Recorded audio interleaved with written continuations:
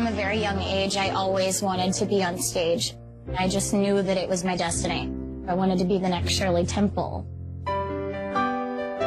When I was 5, I started taking acting lessons, auditioning for agents, and just trying to get somewhere in order to have a break. I almost made it when I was 5. I auditioned for Barney and Friends, but I didn't know how to read, so my mom would draw like little stick figures next to the lines to try to disguise it, and when I didn't book it, I was crushed. I auditioned later. When I was 7 years old, I ended up booking it, and that's how I got my start in the industry. I just fell in love with being on set and working with 150 people, you know, that were adults. It just took me seriously. After Barney, I was taking guitar lessons, piano lessons, voice lessons, acting classes, dance classes. I just was doing everything that I possibly could to better my talent. My stepfather, Eddie, I don't even like calling him a stepfather because he's my dad. He's so incredible. He remortgaged the house several times just so he could pay for vocal lessons and acting lessons and everything that he could help with. My dad's support meant the world to me. Not a lot of people get that kind of support from a stepfather. All that mattered to me when I was younger was just going for my dream. I'd go to venues that were thousands and thousands of people, and if I had front row, I remember a time where I turned around and I just looked out at everybody in the audience, and I just told myself, this is gonna be you one day.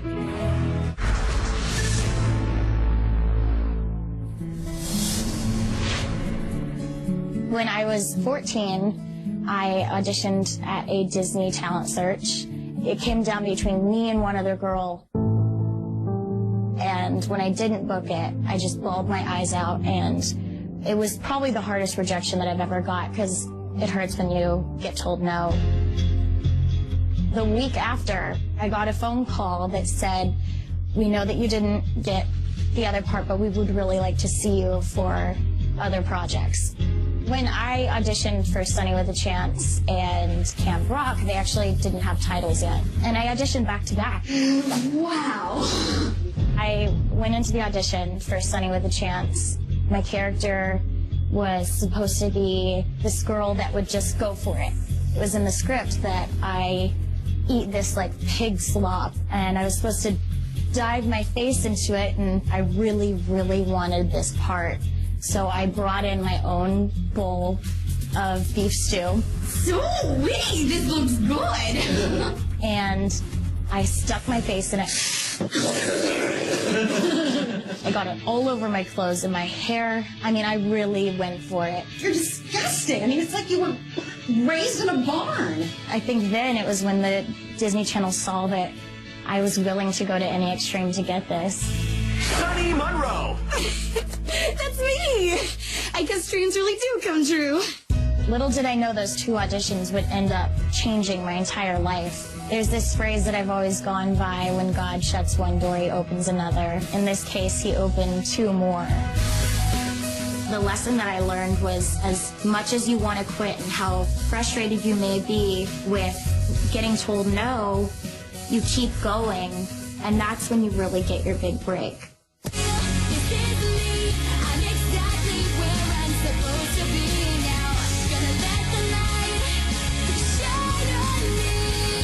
The reaction to Camp Rock was huge, and I was surprised by it.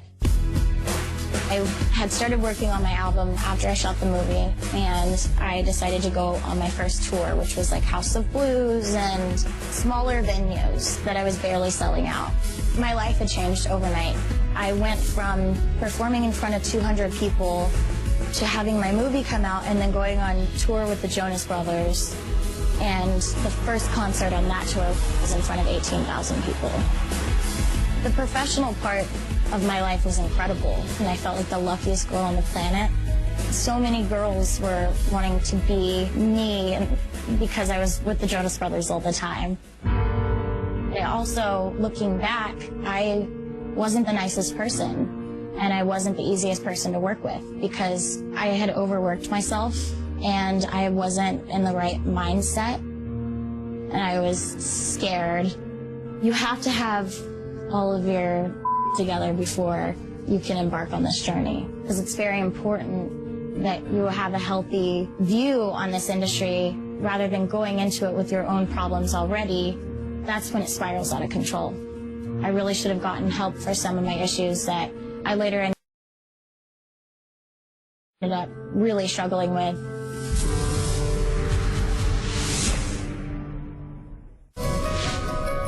When my second album released, it actually went #1. And I was 17, I was in the middle of my tour. It was a complete dream come true, but at the same time, it was hard work.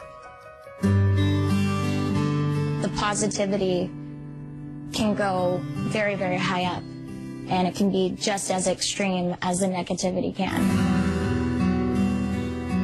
Sometimes you want to go online and see pictures of, you know, did those shoes go with that dress, or how did my hair look? It's a dangerous thing that you're doing, because you're going to read comments that are said by probably 12-year-olds. It was really affecting me. It was affecting my self-esteem. I was becoming something that I wasn't. I was working ridiculous hours. I was doing so much because I wanted to take advantage of the momentum and the opportunity, but I sacrificed my health for that. I had to really hit rock bottom before I recognized that it was putting my career in jeopardy. I actually had a breakdown. I ended up hitting one of my backup dancers, which is actually one of my friends at the time too. And it was so out of character, there's no excuse for it. The next day I was like, who are you? Like, what have you turned into? Demi Lovato has dropped out of her tour with the Jonas Brothers. An unnamed source close to Lovato told People magazine that the singer has allegedly struggled with eating disorders and cutting. I had flown back to Texas in my house, and my mom and dad came upstairs and they said, listen, we really need you to consider going to a treatment center. And I was just so tired, sick and tired of being sick and tired, that I just kind of threw up my hands and was like, all right, let's go. My mom told me, she was like, I'm glad that you said yes, because I had already called the cops in case you were gonna say no. So I'm really thankful that I wasn't arrested that day.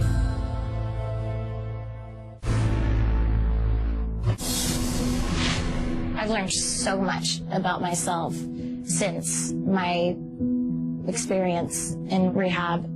I had to learn that if I do want to live this healthy lifestyle, I have to work for it just as hard, if not harder, than my career.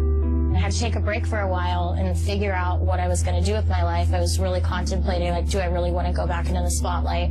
I even quit my TV show because I knew that going back on camera would be way too much pressure for someone that's trying to get over serious body image issues. It was a decision that was so hard to make, but I still put my recovery first.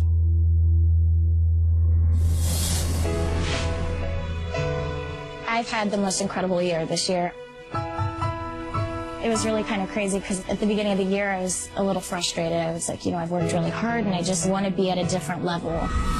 We got to watch the countdown on New Year's Eve in here. I just started sobbing. Like, I can't believe I'm bringing in the new year in rehab. Doing the documentary, I felt really vulnerable. It's kind of like, hey world, this is how screwed up I am. About 10 days later, I got the phone call that asked me if I would be interested in being a judge on the X Factor. It's totally God telling me that it's time and that I need to really stay healthy and focused. I worked really hard. I took advantage of every opportunity that I had. I went on an amazing tour in South America to a tour in the United States. I hosted the Teen Choice Awards.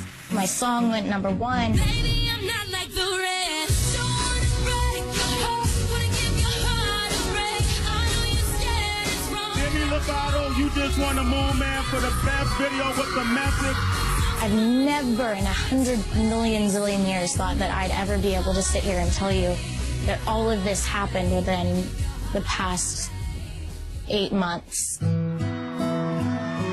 My fans have been a huge inspiration to me, and the support they've given me has helped me through this entire experience of trying to become healthy and succeed at the same time. Knowing that I have an army of millions of people behind me, it's pretty incredible. It's a really amazing feeling, like the hard work has finally paid off, and I'm so thankful and grateful for it.